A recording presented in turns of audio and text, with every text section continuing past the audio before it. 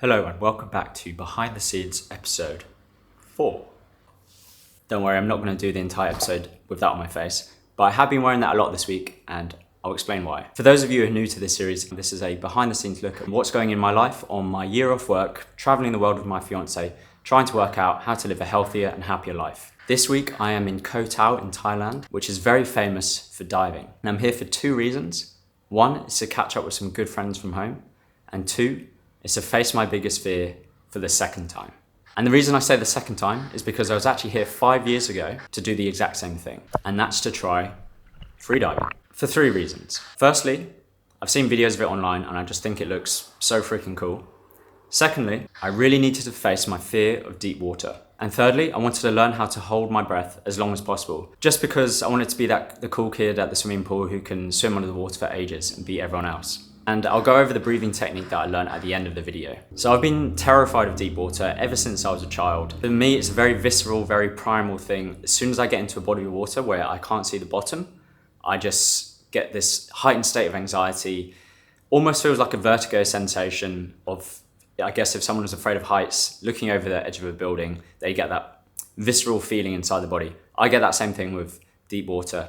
In fact, I even remember as a child, despite being a very good swimmer, I was actually one of the best swimmers in my school. For some reason, I couldn't swim the deep end. It would just terrify me to look down, even in a 5-meter pool. So if you don't know what freediving is, it's essentially scuba diving, except instead of having an oxygen tank on your back, you go down just holding your breath. Probably doesn't seem like the best idea for someone who's afraid of water. But I did the course 5 years ago and I felt like I had conquered that fear. It was a struggle at first and there was a lot of anxiety and strain and pushing through, but eventually by the end of the course I felt like that fear had subsided. But there was part of me that knew deep down that fear was still there, because I've always been of the opinion that if you don't face that fear regularly, it's just going to grow back. And I haven't done freediving in 5 years, so I assumed that fear will have returned just back to what it was before I started all this stuff. So I booked myself back on this course, and for the past couple of months I've just been feeling anxious about it, feeling anxious about getting back into that deep water. And to make matters worse, I got food poisoning the day before and I was in bed literally all day asleep, and I actually pooed the bed, which is the first time I've ever pooed myself as an adult. But that's a different story for a different day. So the course runs over 2 days, spent the morning in the classroom going over the theory and everything, and then in the afternoon we get on the boat. And as we're getting all our gear ready and everything, I'm starting to feel this anxiety coming back. But I'm ready to face it again and I jump in. But as soon as I get in the water, I realise something. I'm not actually that scared anymore. I'm a bit uncomfortable, but I don't have that real visceral fear that I used to have. And I haven't done any freediving since the first time I did it 5 years ago. And it kind of made me realise something. Once you conquer a fear, that fear will never be the same again. Let me say that again. Once you conquer a fear, that fear will never be the same again. And I hope you find some reassurance in that. Whatever you are scared of, facing it for the first time is the hardest, but after that it just gets easier and easier. And sometimes it just goes away completely. I'm not a freediver, but I just think it's very cool. The fact that people can dive down hundreds of meters on a single breath is just so mind-bogglingly beautiful. And the funny thing is, it's not a sport of exertion, it's actually a sport of relaxation.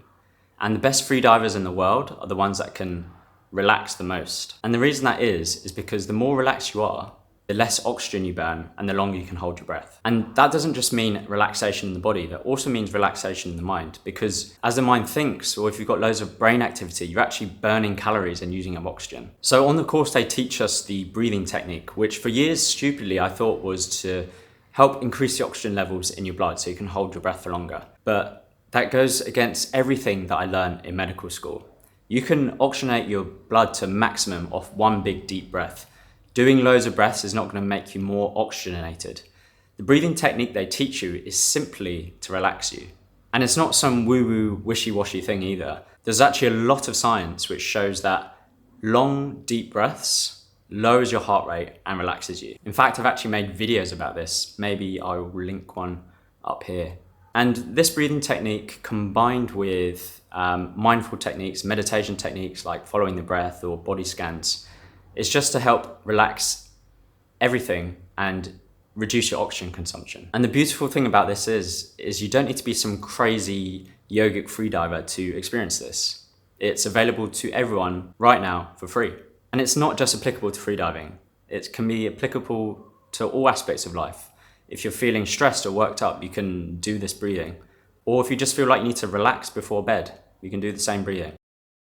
So you're probably curious, what is this magical breathing? So I'll just talk you through it now, and I might do a little demonstration on the balcony as well whilst I'm talking through it. Here's the technique. We want to do slow breaths in and out, and we all start with, when we're breathing in, we always start with the diaphragm. So we do a slow in-breath through pursed lips, and we're filling up our diaphragm first. So if you imagine your belly expanding first, and then after your belly is fully expanded, then you start expanding your chest. And the reason you purse your lips like this is because it slows the entry of air into the lungs. Once your lungs have reached max volume, where you can't fit any more in, and also you're not straining too much, then you can start releasing the air.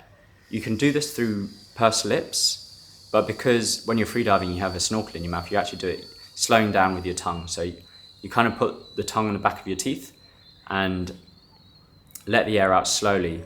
And it can kind of make a bit of a whistling noise when you do it like this. Now everyone's different. The length of breath is different for everyone depending on your lung capacity, but you just do as slow as you can. And you repeat this 5 to 7 times, or as long as you need to feel relaxed. And I guarantee if you try this, you will feel relaxed right now. One other thing to note is when you're breathing so slowly, you can have a buildup of carbon dioxide in your blood, which can feel a little bit uncomfortable and kind of give you an urge to breathe. If you're feeling that kind of discomfort of feeling a bit suffocated, you can do what they call 2 flushes, where you just take 2 normal breaths in and out, and then you go back to the slow breathing. After you've finished the 5 to 7 cycles, you do 2 flushes, and then you do 1 big inhale, diaphragm, chest, a little bit faster than the cycles, and then you do your dive. Then after your dive, you do 5 recovery breaths, and that's 5 fast breaths, almost like hyperventilation. You never hyperventilate before your dive, and I actually made a video about this, dangers of Wim Hof and swimming. Reason being is you blow off all your carbon dioxide and you lose all the warning signs and your urge to breathe.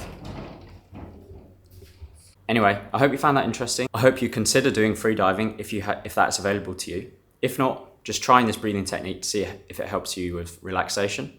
And I'll see you in next week's behind the scenes. See you later. Bye.